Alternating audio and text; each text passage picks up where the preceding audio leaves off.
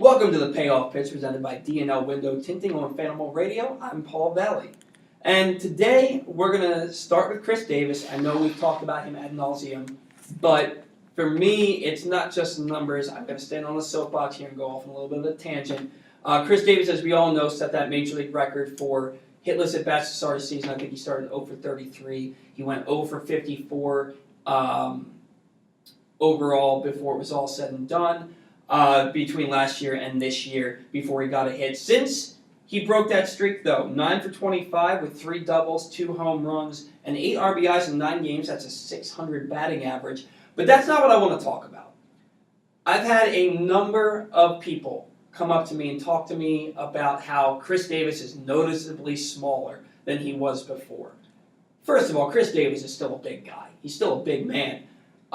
He has lost a little bit of weight. He's even said he has as well. But it's led to speculation from these people that have talked to me, and it's been a handful of people, so I know other people must be thinking this, that he's off steroids. Well, that implies that the man was ever on steroids, and I want no parts of that conversation. I've had to excuse myself from these conversations multiple times because I don't respect that opinion. First of all, steroids, they don't help you improve your hand-eye coordination. I can't just take steroids and become the world's greatest magician. It doesn't work that way. Steroids make you stronger. And for a batter, if you can't hit the ball, you can be all juiced up and roided up as much as you want. It doesn't matter. You're not going to hit a home run because you're not going to touch the ball. The issue with Chris Davis has never been the strength. It's never been how hard he hits the ball. It's been him hitting the ball at all. You can't really make the argument that steroids are why he's had the downturn because he's still striking out 220 times a year, and that has nothing to do with steroids. That has everything to do with hand-eye coordination, not seeing pitches, and not knowing what's coming. I just have zero respect for the idea that Chris Davis, or anybody for that matter, is using steroids without proof. There's just no proof to this. And look, I've been big on fitness most of my life. I've seen guys come into the gym. I've seen them get bigger. I've seen them get smaller. I've done the same thing. A bulkier body is not conducive to the baseball swing. You look at Austin Hayes. In 2017, he had put up that monster year. He finished top 5 in the minor league player of the year award nationally. So then last year, before the season, he wanted to put on muscle. He said he put on 20 to 25 pounds of muscle. And then what happened? He hurt his shoulder. He hurt his ankle. He wasn't as fast. And he wasn't as productive. So this offseason, once he was fully healthy, he decided to get more into more leaner shape, He decided to get into leaner shape rather than being as bulky as he was. And then he had a big spring. Now, he did hurt his thumb sliding into second base, but when he gets back out on the field, he can be more like the player we saw in 2017 rather than the player in 2018 because he leaned out to have a body more conducive to the baseball swing. Chris Davis, nothing was working. And even though he's hitting the ball harder this year, at a certain point, nothing was working with that either. He probably had to lose the muscle to have a faster swing and to put a better swing on the ball. So the steroid idea is garbage. I don't want to hear another word about it because it's just false, and it's not fair to the man who's put in time and effort his entire life to be a high-caliber Major League player. And the way he's been swinging the bat recently, he looks like he's on his way back to being at least a semblance of what he used to be. So knock it off for the steroid garbage. It's baseless, and it just fuels your own argument. All right? Now that I'm off my soapbox, we'll move on to the next topic, and that is Cedric Mullins' demotion. And believe me, folks, this was overdue. Hitting .094 this season, just 6 for 64, just 2 for his last 40 since he had that 2 triple game back on April 8th against the Oakland Athletics. The demotion was necessary. He just wasn't producing. But the head scratcher is that he was sent down in favor of Stevie Wilkerson, who is more of a utility infielder. He did play a little bit of outfield last year. He did get 2 starts in center field at the minor league level this year. He's an athlete. The guy's a baseball player, so I understand why they called him up. But on the surface, you look at it and you say, well, when they called him up, Dwight Smith had the injured quad. You only had Joey Rickard in center field, and then you basically had Trey Mancini in right field, who was a first baseman. So if you're going to have Stevie Wilkerson in the lineup along with Trey Mancini, you have 2 infielders playing in the outfield. The Orioles are a bad team, but I know they can find outfielders to come up to the Major League level. The problem is nobody's banging down that door. You have Anthony Santander, who's having the best year of anybody in the minor league season, and that still leaves much to be desired. He's only hitting 262 with a couple of home runs and about 8 or 9 RBIs down at the minor league level. DJ Stewart, really good on base guy in college. He, small sample size last year, hit 250, but above a 340 on base percentage because he walked a few times. He's only hitting 234. Yasniel Diaz, the Orioles' top prospect, he's down to Double-A Bowie. He's only hitting 231. And then Ryan McKenna, who absolutely lit up Single-A pitching at Frederick last year to the tune of a 377 batting average. He has struggled ever since his promotion to Double-A Bowie last year. Right now he's only hitting 186. So on the surface, you see Stevie Wilkerson getting called up, and you're like, what's going on here? This is an infielder that's going to play the outfield. But when you look further into it, he was the best of the bunch. He was hitting 316 down at the minor league level, and he was the one most deserving of a promotion. And he can play a little bit of the outfield. So while you have two infielders for outfield spots right now, I understand the move. And I think it speaks more so to the state of the Orioles farm system, more so than anything else. But Austin Hayes is swinging the bat now. He's hitting BP. He should be playing in games in the next week or so. And hopefully he'll be up before too long to take over the center field duties because like Joey Ricker, but more as a fourth outfielder, not as an everyday center fielder in the major leagues. I do think that Cedric Mullins will be back, but again, I also think he'll be more of a fourth outfielder type. He's got crazy speed.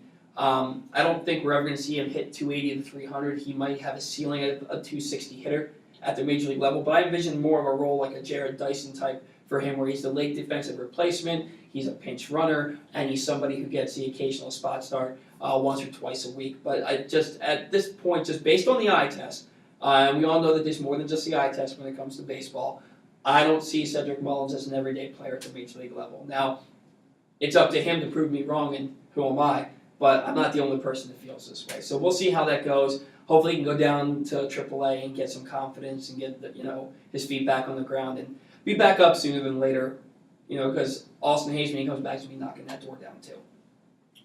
Another demotion, not really demotion, more of an outright release, would be Mike Wright. He was finally designated for assignment after posting a 9.45 ERA this season. He's got a 5.95 career ERA at the big league level.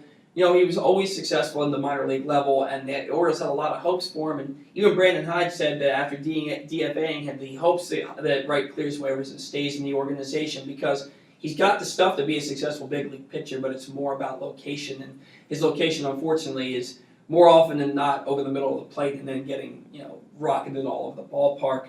He did look promising. When he came up in 2015, his first two big league starts, he went 7 in the third innings and 7 innings of shutout ball. So 14 in the third shutout innings to start his career, and then the wheels fell off and he never really got them back on, save for maybe a 5-6 week stretch last season. So all the best of luck to Mike Wright. Hopefully he can stay in the organization. If not, hopefully he catches on with somebody else and they can figure it out for him because he couldn't figure it out here and the Orioles did everything they could. And that's kind of a microcosm for the rest of the pitching staff. You look at the starters, they have a 5.64 ERA as a staff, which is 11th in the American League. Their 4 quality starts are dead last in Major League Baseball. They've given up more home runs than any team in baseball. You look at Andrew Cashner. Andrew Cashner went 4-15 last year, but he's 4-1 this year with a 4.18 ERA after going 7 innings. First Orioles starter to go 7 innings this season. He's been the best pitcher on the team. Everybody else has been pretty much a steaming pile of hot garbage. Cashner, after him, you have David Hess with a 5.88 ERA, and that's the next best ERA. And he leads the staff with 8 home runs given up. John Means, his ERA is 1.72, but he's only made 2 starts. He started tonight against Chicago in that series finale. Orioles starters, they have to get better. And one of the things, we've been talking about trust the process, and we've been talking about how, this is going to be a tough year. Yes, it's going to be a tough year. Losing is very difficult, especially when you're probably going to lose over 100 games.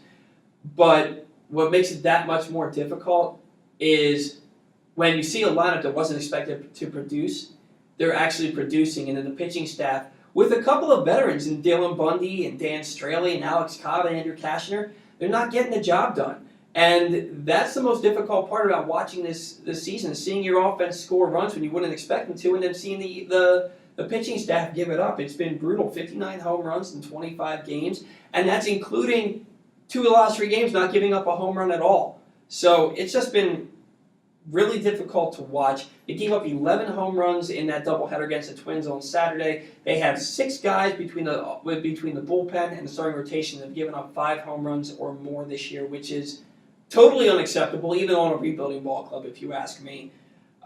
We have those minor league pitchers, but none of them are close, really, except for maybe Keegan Aiken. But Keegan Aiken has spent a full season at every minor league level. So are the Orioles going to keep going with that path and make him spend the entire year at Norfolk, or are they going to call him up? At this point, we really don't know. That remains to be seen. And then you get into the bullpen, and you look at a guy like Miguel Castro, who we're going to talk about with Dillon Atkinson when we get back from our break. He's pitching to a 10.80 ERA this year. He's allowed 3 home runs. He threw 3 wild pitches in 1 inning on Monday, and it just looks like he has no idea what he's doing out there. 7 walks after walking 50 batters in 86 1/3 innings last year. The guy's just having a rough year. I mean, he pitched to a 3.53 ERA in 2017, a 3.96 in 2018, but with all those walks. And this is supposed to be a guy who's potentially a late inning reliever because of that power arm. He's got that high spin rate like we talked about with Matt Pine a couple of weeks ago on the slider. He's throwing a 98-mile-an-hour fastball. This is a guy who should be pitching to a far better ERA than 10.80. So, but hopefully Dillon can clear that up for us and explain to us why that's been going on, why he's having a hard time this season, just struggling so badly. But first, before we get into that, we're going to get a word from our sponsors, and then after the break, we're going to have Dillon Atkinson from EutawStreetReport.com. In your home, sunshine can stream in through windows, bringing a cheerful feel and warmness to any room. Sometimes, though, it brings in too much warmth, even harmful ultraviolet light and solar energy that can raise energy bills, drain the color from your fabrics and furnishings, and cast a blinding glare on your television and computer screens. D&L Window Tinting can protect your home from all of this while saving you money on energy bills. Start saving today by calling D&L at 410-941-2942. That's 410-941-2942. Welcome back to the Payoff Pitch. And joining us now from Eutaw Street Report is Dillon Atkinson, who's recently written a couple of blogs for the website that are pretty interesting and we're going to talk about today. Dillon, how are we doing today, man? Good. How are you, Paul? I'm doing well, thanks for asking. We were just talking about Miguel Castro before we got a word from our sponsor and how he's having his worst season. And you just wrote an article for Eutaw Street Report discussing Miguel Castro and what you think might be wrong with him. Excuse me, if I can learn how to talk here. What is it that you noticed about his game that's different from years past? I kind of noticed it in the game when he came in on Monday night and against the White Sox and really couldn't find the strike zone at all. And it seemed like he was almost having a Givens-like delivery coming down almost completely sidearm. And I didn't know if it was, me just seeing things. I didn't know if it was maybe he's been doing it the whole time. So I decided to look into it yesterday, and I went on to Brooks Baseball and looked it up. And I looked at the videos from the past few years, and both the videos and Brooks Baseball's data kind of confirmed that from 2017, which was his best year with the Orioles, down to he's dropped about 4 or 5 inches on his release point, and it's pretty visible. He's going from more of a 3/4 arm slot in 2017 to more of a sidearm delivery in 2019. When I first started writing the article a little bit, I was wondering if that was maybe a purposeful thing. Maybe he was working on throwing sidearm more.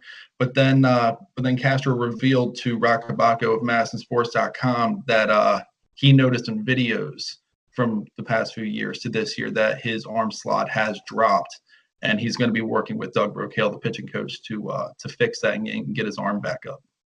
Well, hopefully that's something that'll work out then. It's funny you mentioned that. Not that I'm anywhere close to the caliber of a professional baseball player, but I've done some pitching in my day, and I've always noticed that if I'm coming straight over the top, I'm way more accurate in the strike zone. A lot of times when I get tired or if I get lazy in my delivery and my arm comes out to the 3/4 position, I'm all over the place. So it's funny that you mentioned that because just from personal experience, I know that the arm angle and the release point has a lot to do with where the ball is going to go.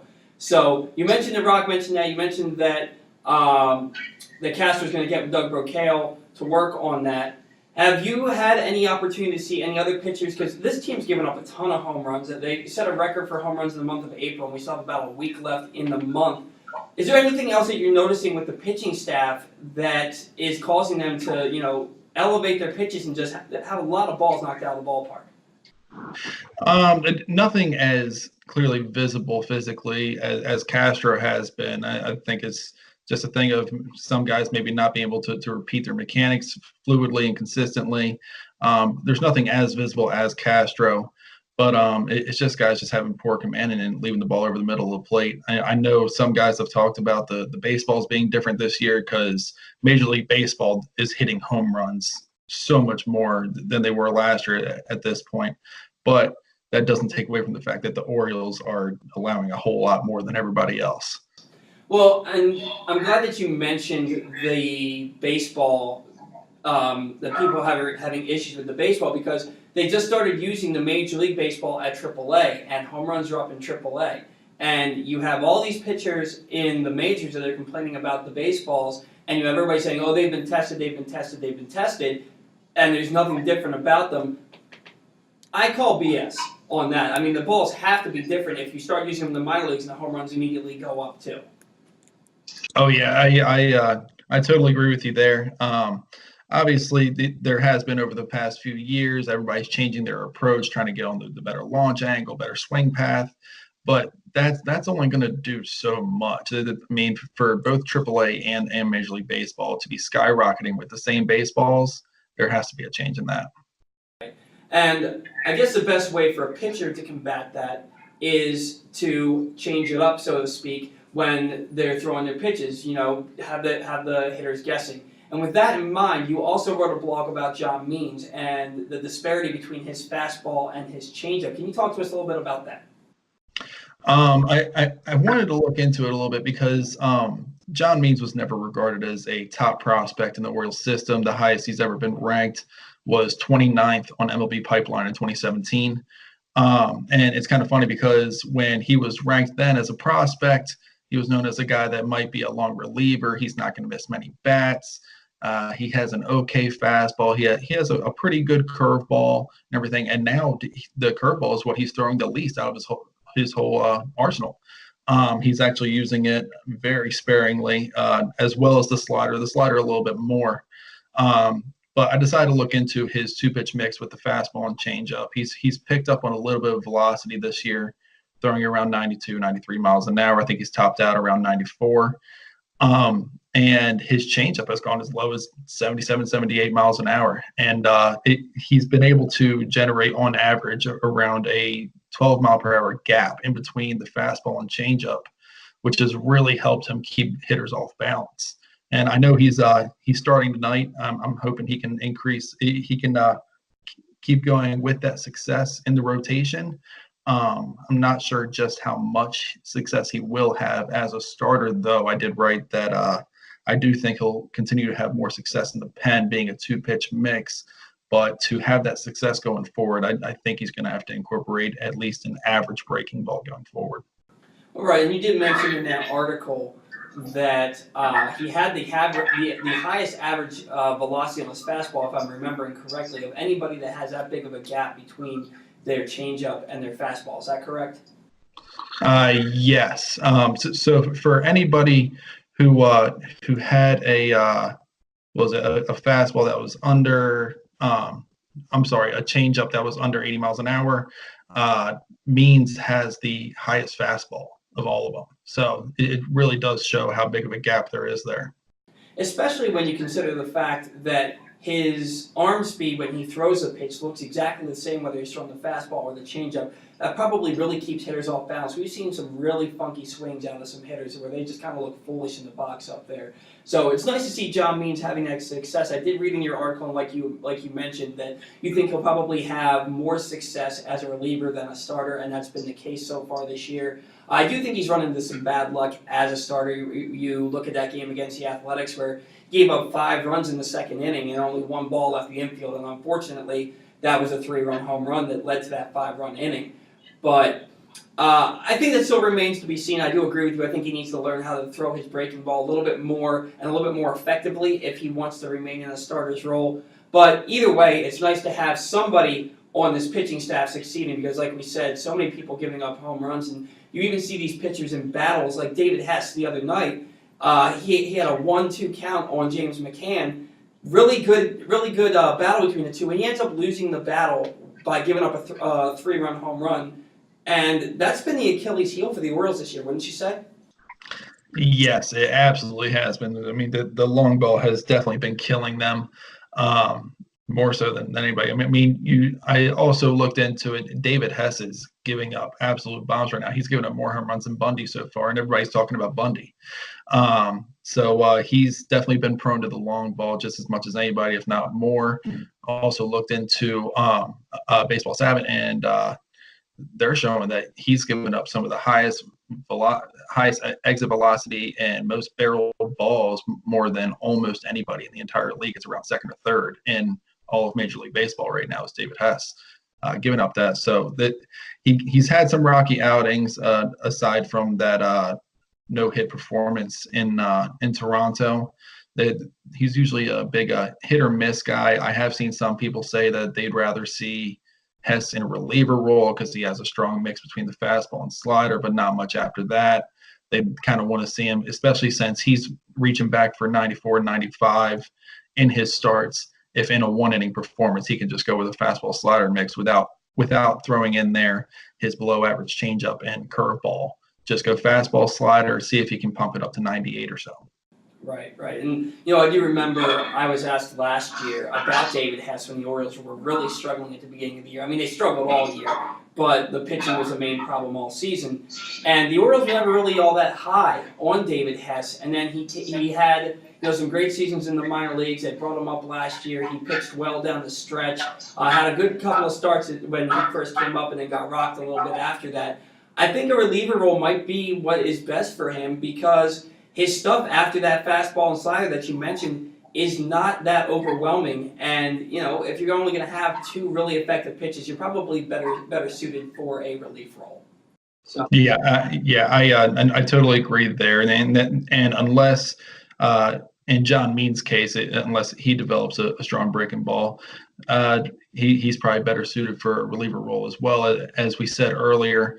And I was on the Locked On Orioles podcast with Justin McGuire the other day discussing what type of bullpen role John Means is better suited in. And I was pretty much saying that you don't use this term very often when it comes to pitchers, but I would consider Means more of a utility type reliever. You can use him early in the games if a starter gets bumped early for 3 or 4 innings.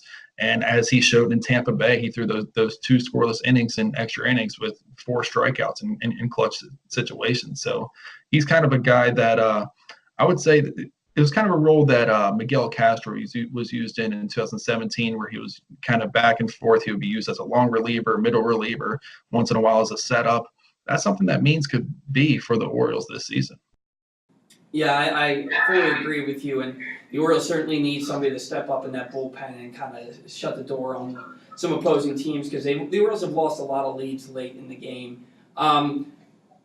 They haven't lost a game in which they've been leading after 6 innings, but they've had issues in the past where they could be winning a game early and then a reliever comes in and gives it up. And that also has to do a lot with the starters not going beyond 5 innings. Cashner was the first starter to go 7 innings last night. They've had 4 quality starts in 25 games. So a good reliever to come in there and kind of bridge the gap from the starter to the late inning relievers is something the Orioles really needed. Maybe John Means and maybe even later in his career David Hess can help out with that. Dillon, pleasure as always. Great stuff as always. Thanks for coming on the show today, and hopefully we'll be talking again soon. All right. Thanks, Paul. Appreciate it. All right, man. Have a good one. You too.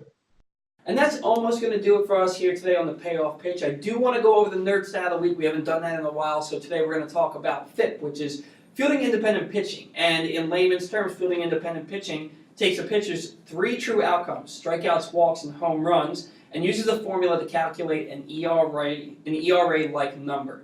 So basically, it's removing fielders from the equation and just seeing what a pitcher's ERA would be if you focus on solely true outcome scenarios such as strikes, walks, and home runs. We're going to have the formula on the screen for you. I'll tell you what the formula is, but if you really want to get a good grasp of it, you might want to watch this instead of listen to it when we put the video up later today. The formula is 13 times home runs plus 3 times hit by pitches and walks minus 2 times per K divided by innings pitched plus a FIP constant, which is usually 3.1 or 3.2, just a number that they use so they can get it to an ERA-like number.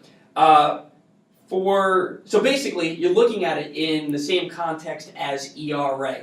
So for a FIP, anything below 4 is good, anything below 3 is fantastic, spectacular. Anything 4 or 5 and above is pretty bad, terrible. You look at the Orioles as a team, their fielding independent pitching number is 6.30, which is a pretty nauseating number, but not really surprising when you consider the team has the 4th most walks in the American League with the 3rd fewest Ks, and they've allowed the most home runs in baseball. So that 6.3 number, while pretty gross, is not that shocking.